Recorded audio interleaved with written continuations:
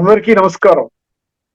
శ్రీమద్ భగవద్గీత ఆధ్యాత్మిక రహస్యాలు శీర్షికలో శ్రీ త్రినాథ్ గారు ధారావాహిక ప్రసంగం చేస్తున్నారు. వారి ధారావాహిక ప్రసంగంలో ఈరోజు 166వ ప్రసంగం చేస్తున్నారు. శ్రీ త్రినాథ్ గారికి స్వాగతం. శ్రీమద్ భగవద్గీత ఆధ్యాత్మిక రహస్యాలు. ఈ రహస్యాలు తెలుసుకోవటం వల్ల ఒక ముఖ్యమైన విషయం మనకి అవగతం అవుతుందండి. ఏమిటండి? ఈ భూమండలంపై 850 కోట్ల మంది మనుషులు ఉన్నారు. ఈ భూమండలంపై 850 కోట్ల మంది మనుషులు ఉన్నారండి. ఇప్పుడు ఈ 850 కోట్ల మందికి వాళ్ళ జీవితాన్ని ఉద్ధరించేటువంటి గ్రంథం ఏదైనా ఉన్నదా? వాళ్ళ జీవితాన్ని ఉద్ధరించాలి. ఎందుకంటే ఇప్పుడు ఈ యుగములో, వర్తమాన సమయములో, ఈ కలియుగం యొక్క అంతిమ సమయములో నీకు అద్య అనే పదం ఉంటుంది గీతలో. అద్య ఏవాయం మయాది అద్య అద్య యోగ ప్రోక్త పురాతన. అద్య అంటే టుడే. అద్య అంటే సంస్కృతంలో మీనింగ్ ఏంటి? టుడే, నేడు. ఇప్పుడు నేటి యుగంలో నేటి సమయానికి పనికి వచ్చేటువంటి జ్ఞానము ఎక్కడ ఉన్నది అంటే నా జీవితాన్ని ఇప్పుడు 850 కోట్ల మంది అన్నప్పుడు నేను కూడా అందులో ఉన్నాను, మీరందరూ ఉన్నారు. నా జీవితాన్ని ఉద్ధరించే జ్ఞానము ఎక్కడ ఉన్నది అనేది మనం కనిపెట్టాలి. ఎందుకంటే ఇప్పటి వరకు ఆ విషయం మీద మనం యొక్క ధ్యానం పెట్టడం లేదు. ఎప్పుడు కూడా ఫలానా వ్యక్తి జ్ఞానం ద్వారా అద్భుతంగా మారాడు, ఫలానా మార్కండేయ చరిత్ర చదివితే అద్భుతమైనటువంటి జీవితం గడిపాడు, ప్రహ్లాదుడి జీవిత చరిత్ర చదివితే అద్భుతమైనటువంటి ఆ విధంగా చివరికి భగవంతుని ప్రాప్తి చేసుకున్నాడు. ధ్రువుడి సంగతి, అర్జునుడి సంగతి, ద్వాపర యుగంలో అక్కడ జరిగింది యుద్ధంలో ఆయన పాల్గొన్నాడు, వారి కోసం ప్రత్యేక భగవద్గీత, వారి జీవితం ఉద్ధరింపబడింది. ఎప్పుడైనా ఆలోచించారా నా జీవితం సంగతి ఏమిటి? కేవలం ఇతరుల జీవితం యొక్క సక్సెస్ స్టోరీస్ విన్నంత మాత్రాన నా జీవితం పరివర్తన అయిపోతుందా? నా ఆత్మశుద్ధి అవుతుందా? ఒకసారి ఆలోచించాలి. అందుకనే truth, logic and common sense అనే విషయం గుర్తుపెట్టుకోండి. సత్యాన్వేషణ, తర్కాన్వేషణ మరియు ఇంగిత జ్ఞానము, కామన్ సెన్స్ అంత అక్కర్లేదు. కామన్ సెన్స్ అని ఎందుకన్నాడు భగవంతుడు? ఎందుకన్నాడు అంటే ఈ యొక్క భగవంతుణ్ణి కనిపెట్టడానికి జ్ఞానం అవసరం లేదు. మనం అనుకున్నటువంటి ధార్మిక శాస్త్ర జ్ఞానం అవసరం లేదు. మనం అనుకున్నటువంటి అకాడమిక్ ఫీల్డ్లో పెద్ద పెద్ద చదువులు అవసరం లేదు. మన జీవితాన్ని ఉద్ధరించే జ్ఞానము కేవలము శ్రీమద్ భగవద్గీత తత్వజ్ఞాన కోణములో అర్థము చేసుకున్నప్పుడే మనకి ఈ యొక్క ఏమంటారు ఈ సీక్రెట్ అర్థమవుద్ది అనమాట. ఇది చాలా ఏమంటారు డీపెస్ట్ మిస్టరీ. రాజవిద్య రాజగుహ్య అన్నాడు చూసారా 9వ అధ్యాయం టాపిక్ లో, అదనమాట. అది ముందు మాటగా నేను ఆ విషయాన్ని కొంచెం మీకు కాస్త ఎక్కడైనా టచ్ అవుతుందేమో, ఎక్కడైనా దీర్ఘంగా ఆలోచించి కరెక్టే కదా, మనం కూడా మారాలి కదా, లేకపోతే మన జీవితాన్ని ఎవరు గడిస్తారు. ఇప్పుడు మొదటి అంశం శ్లోకం. భగవంతుడు స్పష్టంగానండి ఎక్కడైతే 7వ అధ్యాయంలో 3వ శ్లోకము, 7వ అధ్యాయంలో 19వ శ్లోకములో కొద్ది మంది మాత్రమే నన్ను పసిగడతారు, నా ఉనికిని పసిగడతారు, నన్ను అర్థం చేసుకుంటారు, నేను మాట్లాడిన మాటలు సత్యము అని 100% వాళ్ళు నమ్ముతారు, మనసా వాచ కర్మణ నమ్ముతారు. ఇంతకంటే గొప్ప జ్ఞానము లేదు అని భగవంతుడు చెప్పడం జరిగింది గీతలో.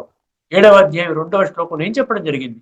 నేను సంపూర్ణ ఆధ్యాత్మిక జ్ఞానము, సంపూర్ణ ఆధ్యాత్మిక విజ్ఞానము అంటే spiritual knowledge, spiritual wisdom, complete spiritual knowledge, complete spiritual wisdom నేను తెలియచేస్తున్నాను.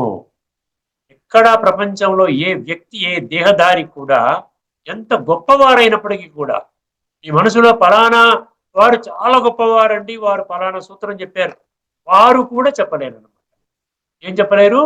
స్పిరిచువల్ విజ్డమ్ చెప్పలేరు, ఆధ్యాత్మిక విజ్ఞానాన్ని చెప్పలేరు. విజ్ఞానం అంటే ఆ జ్ఞానాన్ని జీవితంలో ఆచరించే విధానం చెప్పలేదు. భగవంతుడు చెప్పారు ఈ లోకములో యజ్ఞాత్వ నా ఇహ అన్యత్ జ్ఞాతవ్యం అవశిష్యతే అనేసాడు. ఒక్కసారి ఎంత అథారిటీగా చెప్పారండి ఆయన. భగవంతుడి మాటలు అబద్ధమా? అయినప్పటికీ కూడా నేను భగవద్గీతను విస్మరించేసి నేను ఏదేదో కొటేషన్స్ తీసుకుంటానంటే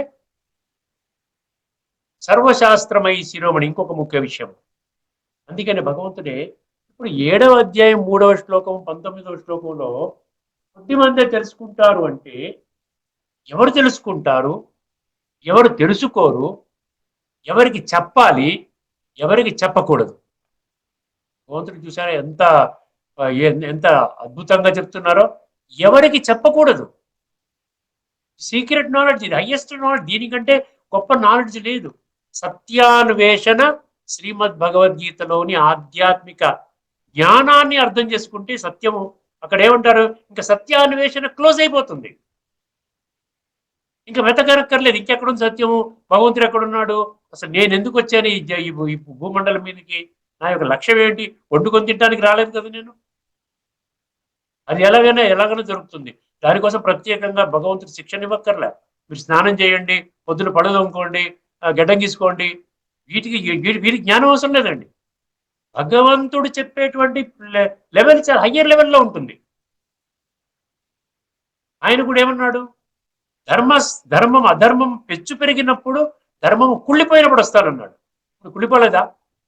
ఇంతకంటే కుళ్ళాలా ఇంకా? అందుకనే భగవంతుడు ఏమంటున్నాడు, ఒక 4 రకాల మనుషులకి మీరు చెప్పకూడదు ఈ జ్ఞానాన్ని ఎప్పటికీ అంటున్నాడు. 4 రకాల మనుషులకు మీరు చెప్పకూడదు. ఎందుకంటే ఈ సీక్రెట్, డీపెస్ట్ సీక్రెట్, రాజగుహ్య అంటే ప్రపంచములో ఉన్నటువంటి ఎన్ని గుహ్యాతి గుహ్యమైన రహస్యాలు ఉన్నాయో అంతకంటే గొప్ప రహస్యం ఎవరు కనిపెట్టలేదు ఇప్పుడు దాకా. అందుకనే భగవంతుడే సృష్టి మీద అవతరించి, నాయనా నేను చెప్పింది ఇది, మీరు నన్ను పూర్తిగా అపార్థం చేసుకున్నారు, మిస్ అండర్స్టూడ్, మిస్ ఇంటర్ప్రిటేషన్ చేశారు. మీరు అనుకున్నది భగవద్గీత ప్రకారంగా భగవాను వాచ అని మీరు ప్రచారం చేస్తున్నారు కదా, ఇది నేను చెప్పలేదంటున్నాడు. ఎక్కడ చెప్పానో ప్రూవ్ చేయండి అంటున్నాడు. భగవంతుడు ఛాలెంజ్ చేస్తున్నాడు. అర్థమైందండి? 4 రకాల వాళ్ళకి చెప్పకూడదని ఖరాఖండిగా భగవంతుడు చెప్పారు అంటే దానికి విలువ లేదండి. ఎవరు ఆ 4 రకాల వాళ్ళు మనుషులు ఎవరో ఒకసారి మనం పరిశీలిద్దాం. 18వ అధ్యాయంలోని 67వ శ్లోకం నోట్ చేసుకోవచ్చు. 18వ అధ్యాయంలోని 67వ శ్లోకం. ముందుగా శ్లోకాన్ని వినండి, తర్వాత 4 కేటగిరీస్ వాళ్ళని మనం చాలా ఎనలైజ్ చేసుకుందాం బుద్ధి ద్వారా. కేవలం బుద్ధి నేత్రాన్ని తెలుసుకుంటే చాలండి. అంధవిశ్వాసం ద్వారా ఇలాంటి ఎపిసోడ్స్ మీరు 1,00,000 ఎపిసోడ్స్ విన్నా కూడా మీలో చైతన్యం రాదు, మీ జీవితం పరివర్తన కాదు. భగవాను వాచ. అర్థమైందండి? ఎందుకంటే ఈ చెవితో విని బాగుందంటే ఎవరి కోసం బాగుంది? ఎవరి కోసం బాగుంది? నాకు బాగోలేనప్పుడు ఇంకెవరి కోసం బాగుంటుంది చెప్పండి? ముందుగా శ్లోకాన్ని వినండి.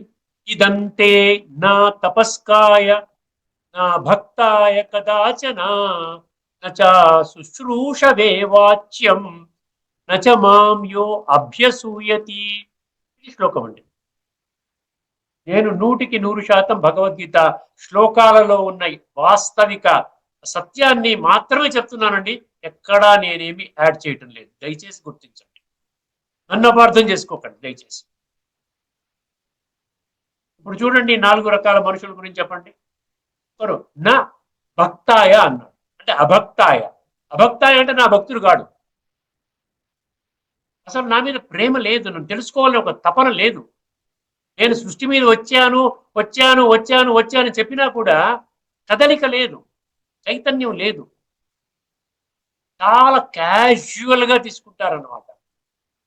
తాను పట్టుకున్న కుందేటికి 3 కాళ్ళు అంటే ఇదే అనమాట. లేదంటే నేను పట్టుకున్న మార్గమే కరెక్ట్, ఇదంతా కూడా అసత్యము, యాబ్స్ట్రాక్ట్ అంటారు. ఆ ఇంగ్లీష్లో ఒక వర్డ్ ఉంది, యాబ్స్ట్రాక్ట్. యాబ్స్ట్రాక్ట్ అంటే ఊహాజనిత.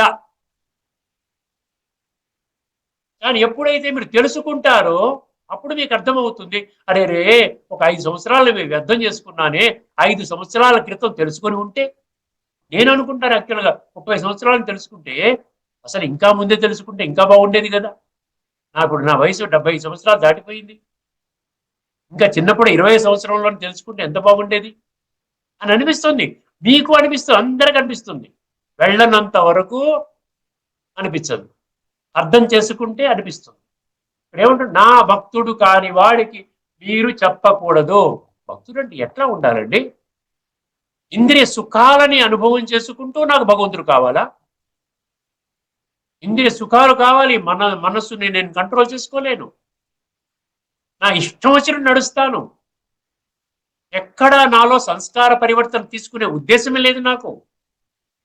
కానీ కేవలం ఒక ఒక 10 నిమిషాలు, పావుగంటో, లేకపోతే నెలకు ఒక రోజు ఎక్కడికి వెళ్ళడం కానీ, గుడికి వెళ్ళడం, తపస్సు చేసుకోవడం, లేకపోతే ఒక తీర్థయాత్రకు వెళ్ళడం, ఒక సంవత్సరానికి ఒకసారి, 2 సంవత్సరాలకు ఒకసారి కాస్త డొనేషన్ ఇవ్వడము అందరికీను, అడిగిన వాళ్ళకి దైవ కార్యక్రమాల్లో. అంతేకాని సంస్కార పరివర్తన చేసుకునేటువంటి ఎటువంటి ఉద్దేశం లేనటువంటి వాడు భగవంతుడి ఉద్దేశంలో, భగవంతుడి యొక్క ఆ యొక్క డెఫినేషన్ లో భక్తుడు కాడు. భక్తుడు అంటే ఏంటి? లవ్ఫుల్ రిమెంబరెన్స్ ఆఫ్ గాడ్. అందుకని అటువంటి వాళ్ళకి మీకు చెప్పి ప్రయోజనం ఏంటండి? నా భక్తాయ, నా అభక్తాయ. నా భక్తాయ అంటే ఏంటి? నా అభక్తాయ. నా అంటే చెప్పకూడదు, నో. నా అంటే నో. అర్థమైందండి? అందుకనే ఏంటంటే భక్తుడి యొక్క లక్షణం ఏముండాలంటే భగవంతుడి పట్ల ఒక పూర్తిగా బలిహారి బుద్ధి ఉండాలి.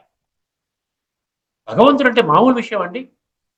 సర్వోన్నతుడు, సర్వశ్రేష్ఠుడు, సర్వశక్తివంతుడు, దివ్య గుణాల సాగరుడు, పతిత పావనుడు, త్రిలోకి నాథుడు, త్రికాల దర్శి, నాకు అంతా తెలుసును అంటున్నాడు. మొత్తం సృష్టి యొక్క ఆది మధ్యాంతాల జ్ఞాత, త్రిగుణాతీతుడు, ద్వంద్వాతీతుడు. అటువంటి వాడు మేము స్థిత ప్రజ్ఞ ఒక స్థితికి తీసుకొని వచ్చేటువంటి నాథుడు. అటువంటి జ్ఞానాన్ని మనం ఎంత తేలికగా తీసుకుంటున్నాము? తేలికగా తీసుకున్న వాళ్ళు నా భక్తులు కారణిస్తున్నాడు. నా అభక్తాయ.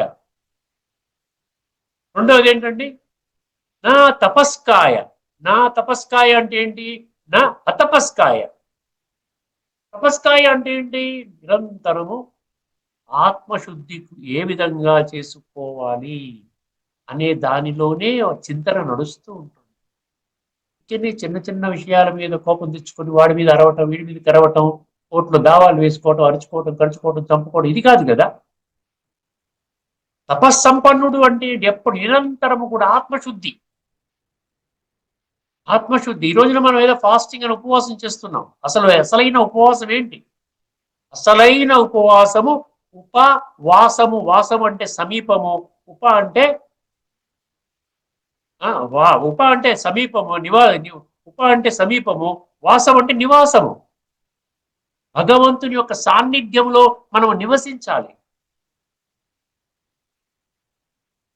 ఏ విధంగా చేయాలి? ప్రతిరోజు నేను కాస్త ధ్యానం చేస్తాను. ప్రతిరోజు ఈ యొక్క ఆత్మజ్ఞానాన్ని అర్థం చేసుకునే ప్రయత్నం చేస్తాను. విచార సాగర మంథనము చేస్తాను. తపస్సంపన్నుడు అంటే అల్టిమేట్ ఎయిమ్ అన్నమాట. ఎయిమ్ ఏంటి?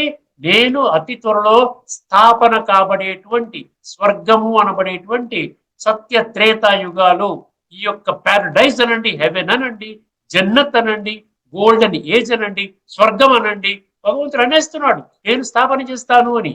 మరి దాన్ని నిర్లక్ష్యం పెట్టినటువంటి వాళ్ళు మెజారిటీలో ఉన్నారు. చాలా తీక్షణమైన విషయం అండి. ఎవరు ఒప్పుకున్నా ఒప్పుకోకపోయినా ఇదంతా కూడా తిరస్కరించలేని సత్యాలు, తిరుగులేని సత్యాలు.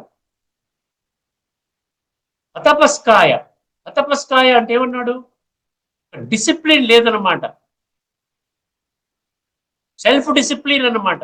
ప్రతిరోజు నేను ఉదయం లేచి నేను ఆ విధంగా మెడిటేషన్ చేస్తాను, ఆహారం శుద్ధిగా చేస్తాను, మౌనం ఉంటాను, నాన్ వెజిటేరియన్ ఫుడ్ నేను తీసుకోను, అర్థమైందండి, విషయ వికారాల జోలికి వెళ్ళను. ఇది అంతిమ సమయం అంటున్నాడు భగవంతుడు. కాలచక్రములో 12 గంటల టైం ఠక్మని కొట్టగానే క్లోజ్ అయిపోతుంది. Too late. తర్వాత ఏమి చేయలేము. అక్కడ మనం పశ్చాత్తాపడేటువంటి సన్నివేశం వస్తుంది. తపస్కాయ అంటే self realisation and self transformation కోసం నిరంతరము తపన పడేవాడు తపస్కాయ. భక్తాయ, నా తపస్కాయ. తర్వాత మూడవ కేటగిరీ ఏంటండి? నచా శుశ్రూషవే వాచ్యం అన్నాడు. నచా శుశ్రూషవే వాచ్యం అంటే నా చా చా అంటే మరియు అండి, అండ్ ఏ అండి అంట అంటాం కదా, చా అంటే సంస్కృతంలో అండ్ అంటే మరియు. నా అశుశ్రూషవే, శుశ్రూష అంటే వినడం అనమాట. ఏమన్నా మంచి విషయాలు చెప్తూ సత్సంగం పెట్టామనుకోండి, వస్తారు అందరు కూర్చొని వింటారు కదా. నేను వినను అంటే, నేను వినను అన్నవాడికి మనం చెప్పాల్సిన పని లేదు కదా. చివరికి మన భగవంతుడు ఏం చెప్తున్నాడు, 100 మందిలో కొద్ది మంది, నలుగురో ముగ్గురో ఐదుగురో తీసుకుంటారు. లేదా కౌరవులు పాండవులు నేను చెప్పేది చూసారు గత ఎపిసోడ్లో, అంతే. మంచివాళ్ళు ఎప్పుడూ ఆ నిష్పత్తి చాలా కొద్దిగానే ఉంటుంది. అందువల్ల భగవంతుడు చెప్పినటువంటి మాటల్ని మనం వంకర టింకరగా అర్థం చేసుకుని గీత ఇదే బోధిస్తుంది ఇదే బోధిస్తుంది ఇలాగే అంటాను అంటే అటువంటి వాడు చెప్పాల్సిన పని లేదు కదండి. ఎవరైతే ఆ 7వ అధ్యాయం 3వ శ్లోకంలో ఆ పెద్ద సర్కిల్ అంటే ప్రపంచం అంతా, మనుషులందరూ పెద్ద సర్కిల్లో ఉన్నారు, ప్రయత్నం చేసేవాడు మధ్య సర్కిల్లో చిన్న సర్కిల్లో ఉన్నారు, ఆ తెలుసుకున్న వాళ్ళు మంచి ఇంకా డాట్లో ఉన్నారు, కొద్ది మందే ఉన్నారు. నేను ఎందుకు అక్కడికి వెళ్ళకూడదు? ఆ విధంగా వెళ్ళేటువంటి లక్షణం ఉన్నటువంటి వాళ్ళు మనుషులు వేరేగా ఉంటారు. వాళ్ళు తపన పడుతుంటారు. వాళ్ళు న్యూస్ పేపర్ చదవటం గంటలు గంటలు, టీవీ చూడటం గంటలు గంటలు, పిచ్చపాటి మాటలు మాట్లాడడం గంటలు గంటలు, పడుకోవడం గంటలు గంటలు, వంట వార్పులు చేసుకోవడం గంటలు గంటలు, ఫ్రెండ్స్ అని పార్టీస్ అని వాళ్ళతో గడపడం గంటలు గంటలు. దీనికి టైం ఉంటుంది. శుశ్రూషవే, రండి మా దగ్గరికి రండి, చక్కటి జ్ఞానం చెప్తున్నామండి. అక్కడ ఈశ్వరీయ జ్ఞానము, ఈశ్వరీయ విశ్వవిద్యాలయము, ఆ భగవంతుడే అక్కడ చెప్తున్నాడు. ఒక 25 లక్షల మంది భగవంతుడు చెప్తున్నాడని ఒక 150 దేశాల్లో చెప్తున్నాగా మేము. ఎక్కడ అండి ఒక్క బ్రహ్మకుమారి సంస్థలో తప్ప భగవంతుడు అరైవ్డ్ అని ఎక్కడ చెప్పరండి, ఎక్కడ చెప్పరు. ఈ 90 సంవత్సరాల నుంచి నడుస్తుంది, 89 అంటే 1936 37 నుంచి నడుస్తుంది. అప్పటికి ఇంకా మన దేశం విభజింపబడలేదు, అవిభాజ్య. ఓకే ఫైన్, దాని సంగతి మనం తర్వాత చర్చిస్తూ, అది కూడా గీతలు కూడా స్పష్టంగా అనలైజ్ చేయడం కూడా జరిగింది. మనం రాబోయే ఎపిసోడ్లో చర్చించుకుంటాం. అయితే నచా శుశ్రూష వాచ్యం అంటే నాకు అసలు ఏమాత్రం ఇంట్రెస్ట్ లేదు, ఆధ్యాత్మికత మీద ఇంట్రెస్ట్ లేదు, భగవంతుడు అంటే ఇంట్రెస్ట్ లేదు. రొటీన్గా ఇప్పుడు నాకు నా వరకు నేను ఆ ఇంద్రియ సుఖాలు అంటున్నాం కదా, డబ్బు సంపాదన, ఈ వ్యవహారాలు, లౌకిక వ్యవహార వరల్డ్ అఫైర్స్ లోనే నేను పూర్తిగా మునిగిపోయి ఉన్నాను. ప్రజా శుశ్రూషవే వాచ్యం, నా మహావాక్యాలు వినడానికి ఇష్టం లేని వాడికి నువ్వు ఎందుకు చెప్తావు? చెప్పొద్దు. కదాచన అంటే ఎప్పటికీ చెప్పొద్దు. ప్రజా శుశ్రూషవే వాచ్యం. ఆఖరి గ్రూప్ ఏంటంటే చెప్పామనుకోండి, వాళ్ళు ఏం చేస్తారు, ఆర్గ్యుమెంట్లో దిగుతారు. సత్యాన్వేషణ అక్కర్లే వాళ్ళకి. ఏమిటంటే మీరు ఏ బేసిస్వి చెప్తున్నారు, దేని ఆధారము, మేము రమ్మంటున్నాం కదా, ఏమన్నా క్లోజ్ చేసుకుని కూర్చున్నామా, తలుపులన్నీ మూసేసుకుని ఏదో చెప్తున్నామా? లేదు కదా. అందుకని వాళ్ళకు ఒక ఈగర్నెస్, ఒక తపన, భగవంతుడి పట్ల గౌరవము, భగవంతుడు అంటే సర్వశక్తివంతుడు, మొత్తానికి అందరికీ తండ్రి, సర్వే జనా సుఖినో భవంతు, వసుదైవ కుటుంబకము, ఇవన్నీ చెప్తున్నారు కదా. ఆలోచించండి. నెక్స్ట్ ఆఖరిది ఏంటండి, నచమాంయో అభ్యసూయతి. చాలా డేంజరస్ వర్గం అండి ఇది. అంటే నేను పలికినటువంటి మహావాక్యాన్ని వాళ్ళు తిరస్కరిస్తారు. మాకు అవసరం లేదు, మీరు చెప్పింది తప్పు, మేము మా జీవన విధానాన్ని అద్భుతంగా తయారు చేసుకుంటున్నాం. భగవంతుడా మీకేం తెలుసు, వచ్చి చూడండి, మా బంగళా చూడండి, మా హై-ఎండ్ కార్లు చూడండి, మాకు ఎంత ప్రాపర్టీ ఉందో చూడండి, మాకు ఎన్ని వేల కోట్లు ఉన్నాయో మా బ్యాంక్ బ్యాలెన్స్లు అది చూడండి, ఎంత అద్భుతంగా ఉన్నా, మా పిల్లలు అంతా ఎక్కడెక్కడో హై పొజిషన్స్ లో ఉన్నారు, నాకు కూడా హై కనెక్షన్స్ లో ఉన్నాను. ఇవన్నీ విడిచిపెట్టుకొని నేను భగవంతుడి గురించి తెలుసుకోవాలా? నాకెందుకు, ఈ జన్మ చాలు, తర్వాత ఏమైతే నాకు అవసరం లేదు. కష్టమో నష్టమో నేను అనుభవం చేస్తాను తర్వాత. నాకు ఇప్పుడు ఈ జన్మలో ఇప్పుడు నేను పడుతున్నటువంటి అద్భుతమైనటువంటి జీవితాన్ని గడుపుతున్నాను. అభ్యంతరం చెప్పేవాడు అంటే ఫైండ్ ఫాల్టింగ్. భగవంతుడు చెప్పిన మాటల్లో కూడా లొసుగులు పీకుకుంటూ, లేదండి మీరు ఇది చెప్తున్నారు అది చెప్తున్నారు, భగవాను వాచ్ మాత్రమే చెప్తున్నాను. సో ఆ విధంగా అభ్యాసం చేసినటువంటి అసూయతో, ఈర్ష్యతో మనసులో చాలా ఏమంటారు దాన్ని, చాలా ఈర్ష, ద్వేషము, వీళ్ళు ఉండడానికి వీళ్ళు జరుగుతున్నాయి కదా కొన్ని కొన్ని. ఇప్పుడు భగవంతుని మీద కూడా నేరాలు వేస్తున్నారు కదా, చూస్తున్నాం కదా. మంచి విషయాలు ఒప్పుకోరండి, మంచి విషయాలు ఒప్పుకోరు. మామూలుగా ఒక రొటీన్ గా లౌకిక వాళ్ళ పనికొచ్చే విధంగా కథలు కథలుగా చెప్తూ ఉంటే కొన్ని లక్షల మంది వింటారు. అసలైన విషయం ఎందుకంటే గీతలో చెప్పాడు కదా, కొద్ది మంది మాత్రం, కొద్ది మంది మాత్రం. ఫాల్ట్ ఫైండింగ్ అన్నాడు. ఏమంటే అభ్యసూయత అంటే ఏంటి? మనం చెప్పిన దాన్ని క్రిటికల్ గా అనలైజ్ చేసి సత్యాన్వేషణ చేసుకోమంటే కుళ్ళబెట్టాలి, అంతలా కుళ్ళబెడతారు జ్ఞానాన్ని.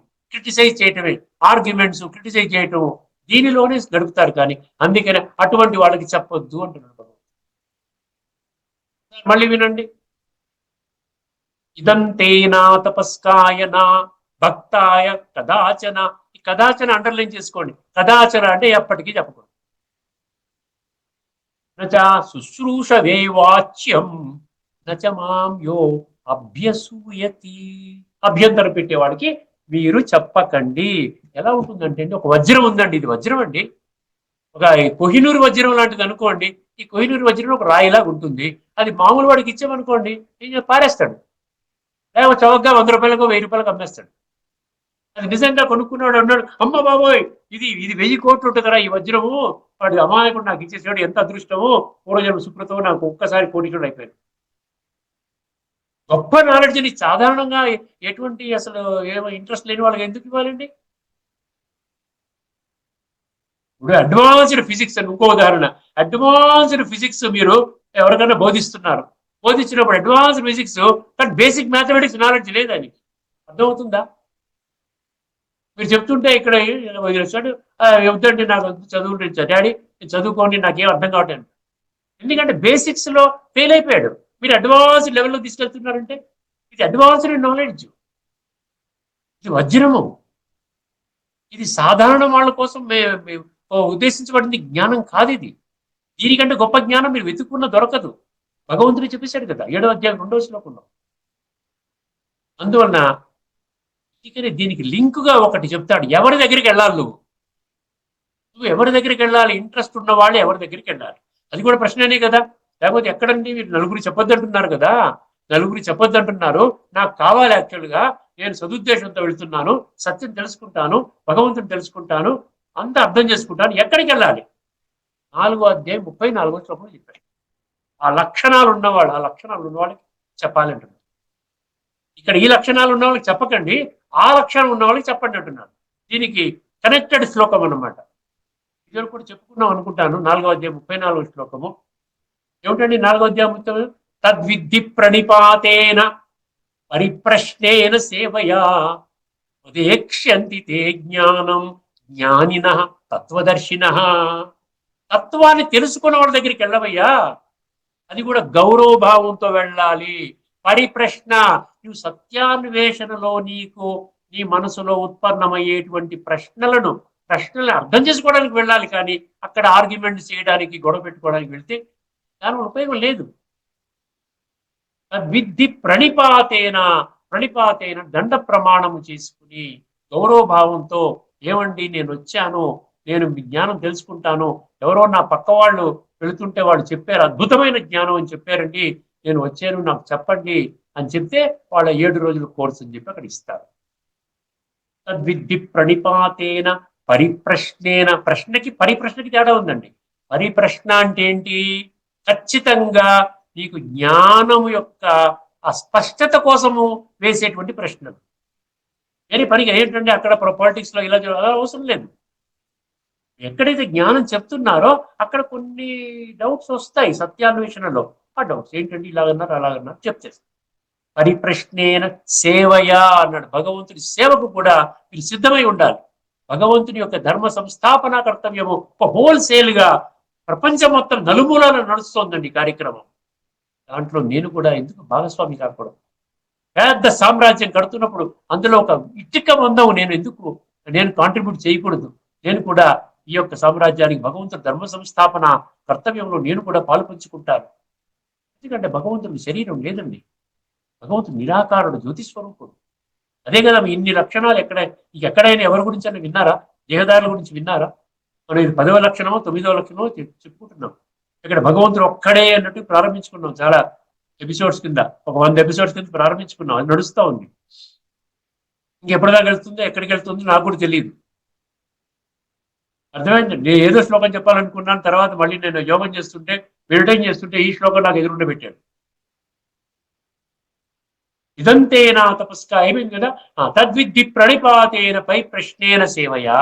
అప్పుడు వాళ్ళకి వెళ్తే అంట ఉపదేక్ష్యంతితే జ్ఞానం, ఉపదేక్ష్యంతితే జ్ఞానం జ్ఞానిన. సరే, జ్ఞానులు జ్ఞానాన్ని బోధిస్తారు, తత్వజ్ఞానులు తత్వదర్శిన అన్నాడు. అంతకంటే క్లారిటీ ఏం కావాలి మీకు? ఇప్పుడు దీంతో మనం కలిపేద్దాం. ఇందులో భగవద్గీతలో ఏమి ఇచ్చారో తత్వం చెప్పాను నేను. 18వ అధ్యాయంలోని 67వ అంటే అంతిమంగా క్లోజ్ చేస్తూ ఇంక అయిపోతుంది. ఇంకో 4 శ్లోకాల్లో ఈ 18వ అధ్యాయం పూర్తి అయిపోతుంది. వెళుతూ వెళుతూ ఏం చెప్పాడు భగవంతుడు? వీళ్ళకి చెప్పకండి అన్నాడు. 18వ అధ్యాయంలోని 67 చాలా తీక్షణమైనటువంటి, పదునైనటువంటి ఏదైతే సందేశం ఉందో భగవంతుడిది, ఆ శ్లోకాలు మీ ముందు తీసుకొని వస్తున్నానండి. మొదటి అంశంలో అవన్నీ వస్తున్నాయి. ఎవరు చెప్పలేదు, ఎవరు చెప్పరు కూడా, మీకు ఎక్కడ దొరకదు కూడా. ఇదంతే నా తపస్కాయ నా భక్తాయ కదాచన నచా శుశ్రూషవే వాచ్యం నచమామ్యో అభ్యసూయతి. ఏమన్నాడు ఇక్కడ చూడండి. తపస్సంపన్నుడు కానివానికిని, భక్తి రహితునకును. ఇప్పుడు భక్తి అంటే అది భక్తి అంటే ఓకే భక్తి, కానీ అక్కడ కొంచెం సత్యతనే యాడ్ చేయాలి. దాంట్లో కొంచెం మూఢత్వాన్ని తీసేయాలి. బుద్ధినేత్రం తెలుసుకొని సత్యతను యాడ్ చేస్తే అది ఏమవుతుందంటే సత్యమైన భక్తిగా మారుతుందండి. లవ్ఫుల్ రిమెంబరెన్స్ అనమాట. గాడ్ని చాలా సీరియస్గా తీసుకోవాలండి. God is not just a part time కాదు. ఒక 5 నిమిషాలు పూజ చేసి వెళ్ళిపోతాను, వారంకి ఒకసారి గుడికి వెళ్ళి కొబ్బరికాయ కొట్టేస్తాను, పార్ట్ టైం కాదండి. God is not a part time God కాదు, ఫుల్ టైం. భక్తి రహితునకును వినవలెనను కుతూహలము లేనివానికి. 3వ కేటగిరీ నచా శుశ్రూషవా వాచ్యం. నీవు ఈ గీతారూప రహస్య ఉపదేశమును ఎన్నడూ తెలపరాదు. అట్లే నాయందు దోషదృష్టి కలవానికి ఎన్నడూ ఈ ఉపదేశమును తెలుపరాదు. మన సమయాన్ని దృష్టిలో పెట్టుకుని ఈ ఎపిసోడ్, ఈ చర్చని ఇక్కడ ముగిద్దామండి. తదుపరి ఎపిసోడ్లో మనము ముఖ్యంగా భగవంతుడు ఏమన్నారు అది మనం చెప్పుకుంటున్నాం కదండి. ఏం చెప్పుకుంటున్నాం? మన మెయిన్ టాపిక్ ఏంటండి? ఏం టాపిక్? స్థితప్రజ్ఞత్వం. భగవంతుడు ఒక్కరే ఆ స్థితప్రజ్ఞత్వాన్ని తీసుకొని వస్తున్నాడు అనుకున్నాం కదా. దానిలో ఒక శ్లోకంతో మనం ప్రారంభించుకుందామండి 2వ అంశంగా.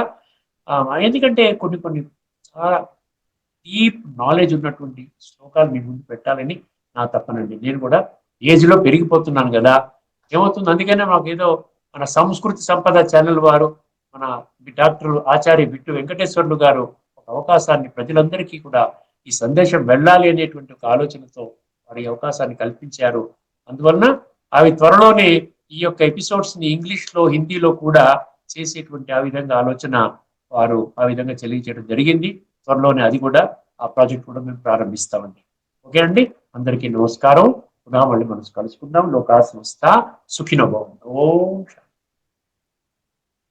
శ్రీమద్ భగవద్గీత ఆధ్యాత్మిక రహస్యాలు శీర్షికలో శ్రీ త్రినాథ్ గారు స్థితప్రజ్ఞత్వం గురించి, దాని రహస్యాల గురించి చర్చించారు.